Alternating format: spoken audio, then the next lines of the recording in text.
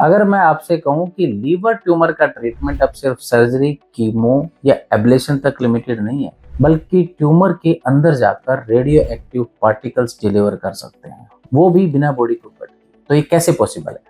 नमस्कार दोस्तों, मैं हूं डॉक्टर अजीत यादव, आपका interventional radiologist sir Gangaram hospital Delhi से। चलिए थोड़ा पीछे चलते हैं, पहले बताते हैं लीवर ट्यूमर का ट्रीटमेंट पहले क्या होता था। सर्जरी अगर पॉसिबल हो तो एब्लेशन यानी छोटे ट्यूमर, 3 सेंटीमीटर से छोटे लीवर के ट्यूमर्स का एब्लेशन कर देते थे। टेस यानी कि कीमो एम्बोलाइजेशन, और काफी केसेस में ऑप्शन लिमिटेड हो जाते थे, यानी कि ना एब्लेशन कर पा रहे हैं, ना टेस्ट कर पा रहे हैं, सर्जरी या ट्रांसप्लांट कुछ पॉसिबल नहीं है। फिर एक आइडिया आया, अगर हम ट्यूमर की ब्लड सप्लाई के थ्रू टारगेट कर सकते हैं तो सिर्फ कीमो ही क्यों, रेडिएशन क्यों नहीं डाल सकते। और यहीं से स्टार्ट हुआ था टेयर यानी कि ट्रांस आर्टीरियल रेडियो एम्बोलाइजेशन। इसका कॉन्सेप्ट सिंपल था कि लीवर ट्यूमर अपनी ब्लड सप्लाई मेनली आर्टरी से लेता है।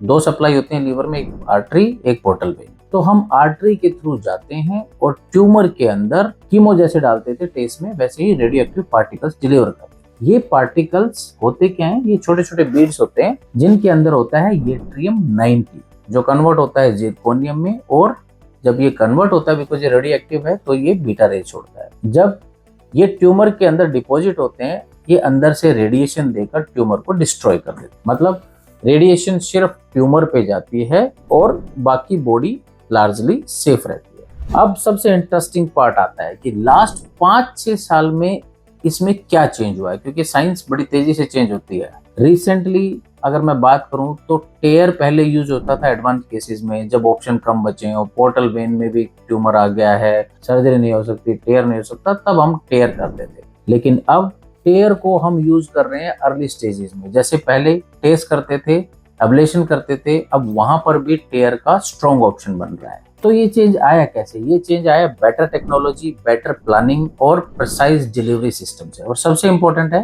कि बेटर आउटकम सेलेक्टेड पेशेंट में, जिसमें हमने पर्सनलाइज्ड डोजिमेट्री की। आपको अगर एक प्रैक्टिकल एग्जांपल देता हूं तो एक पेशेंट ट्रांसप्लांट लिस्ट में था, लेकिन वेटिंग टाइम काफी लंबा था। तो अब हम क्या करें?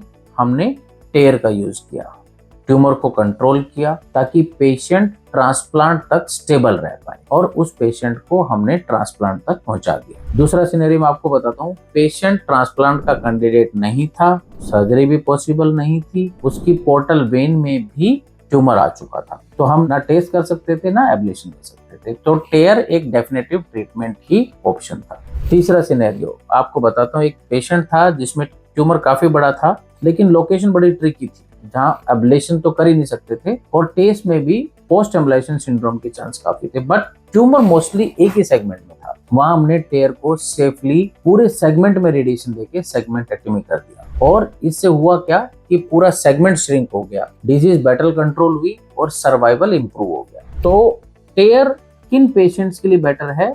जो पेशेंट इनिशियली इनऑपरेबल हो, वो बाद में सर्जरी या ट्रांसप्लांट के लिए एलिजिबल हो सकते हैं, या फिर जिन पेशेंट्स में हम टेस्ट या एब्लेशन कर सकते हैं बट कॉम्प्लिकेशन नहीं चाहते हैं तो टेयर यूज कर सकते हैं, या फिर जिन पेशेंट्स में हमें सेगमेंटेक्टमी या लोबेक्टमी करनी है, मतलब पूरा एक सेगमेंट या पूरा एक लोब ही हमें हटा देना है सर्जरी के थ्रू, तो वो हम रेडिएशन से कर सकते हैं, जिसको हम बोलते हैं रेडिएशन सेगमेंटेक्टमी या लोबेक्टमी। इससे पेशेंट को फायदा क्या है? मिनिमली इन्वेजिव है, 1 से 2 दिन में पेशेंट डिस्चार्ज हो जाता है, रिकवरी फास्ट है और क्वालिटी ऑफ लाइफ काफी बेटर रहती है। तो लीवर ट्यूमर का ट्रीटमेंट अब सिर्फ कट, बर्न या कीमो तक लिमिटेड नहीं है, अब हम अंदर से टारगेटेड रेडिएशन देकर ट्यूमर को ट्रीट कर रहे हैं, और शायद फ्यूचर में ये अप्रोच और भी स्टैंडर्डाइज होने वाली है। तो वेट करेंगे कि शायद यही एक डेफिनेटिव ट्रीटमेंट बन पाए। अगर आप चाहते हैं मैं टेयर वर्सेस टेस्ट वर्सेस एब्लेशन का डिटेल में कंपेयर करूं तो कमेंट में लिखिए लीवर, और मैं आपके लिए एक ऐसा वीडियो बनाऊंगा। अगर किसी को हेल्प हो सकती हो तो इस वीडियो को जरूर शेयर करें। ऐसे मेडिकल अपडेट्स के लिए बने रहें मेरे साथ। तब तक स्वस्थ रहें, सुखी रहें। जय हिंद।